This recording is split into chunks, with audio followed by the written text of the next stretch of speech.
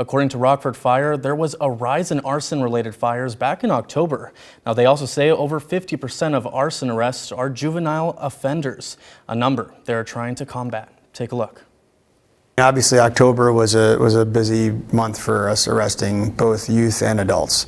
Arson investigations are on the rise in Rockford. Take a look at these statistics over the last 2 years. These are the number of fires investigated as arson, with 47 last year and 37 this year so far. We are on the case from the second the fire happens. There are times where I've arrested somebody while I'm still on scene at the fire. There are times where it's been months, years of continued investigation. Michael Schnapper has been with the department for 20 years. In his time, he's seen a rise in youth committing arson. About 50% of arsons are juveniles. That kind of a number present, youth set fires are always a very large concern for arson investigators.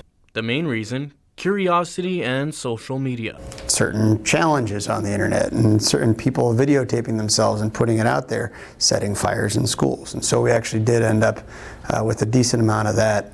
We just recently had a large fire where we ended up having to arrest 4 youths. Schnapper showing me photos of previous crime scenes. We have had some instances this year as well where kids were setting fires in bathrooms. The potential consequences are pretty severe because obviously somebody can get hurt, killed.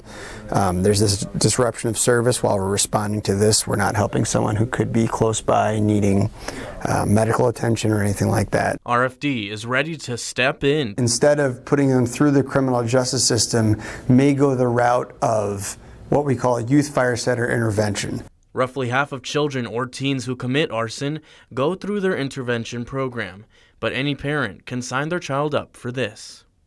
They don't necessarily have bad intentions of any kind. It's a lot of, it's discovery of the implements to set a fire, matches, lighters, things like that. In their program, 2 licensed interventionists meet with the parent and student, sharing different types of curriculum. One parent, whose son entered the fire starter intervention course, shares in part, quote, "The whole ordeal of the intervention was very beneficial. My son understood afterwards what he had done. I would like to see this in schools more because it was so beneficial for us." Almost half, 46% of arson investigations have been solved and closed. The national average of closed arson cases is 15%. Schnapper says the difference between RFD and other departments is that Rockford always has an investigator on call, whereas other agencies outsource, drawing out investigation time. But how exactly does an investigation work? Number 1, see if someone was hurt. Then determine origin and cause.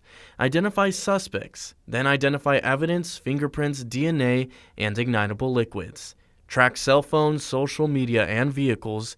And lastly, find means, motive, or an opportunity. RFD aiming to continue these interventions to bring these high numbers down. You want to make sure that your kids have a good idea of what fire is and what the potential consequences are. We're more than happy to help you with that sort of thing.